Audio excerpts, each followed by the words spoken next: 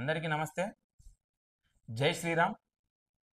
ఇవాళ తెలంగాణ రాష్ట్రం మొత్తం ఇందిరమ్మ అనే పేరుతో గృహాలకు మేమే 5 లక్షల రూపాయలు ఇస్తున్నామని కాంగ్రెస్ ప్రభుత్వం చెప్పుకుంటుంది.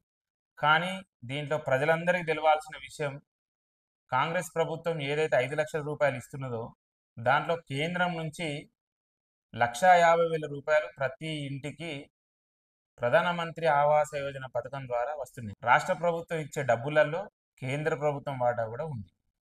దాదాపు 1,13,000 ఇళ్ళు లబ్ధిదారులని చెప్తే ప్రతి ఒక్క ఇంటికి 1,50,000 చొప్పున 1,500 కోట్ల రూపాయలు మొదటి విడతగా మొత్తం అందజేయడం జరిగింది.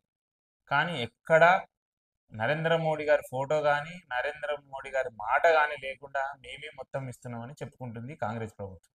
ఇదిలా ఉండగా వరంగల్ జిల్లాకు వచ్చిన ఇండ్ల సంఖ్య 7,096.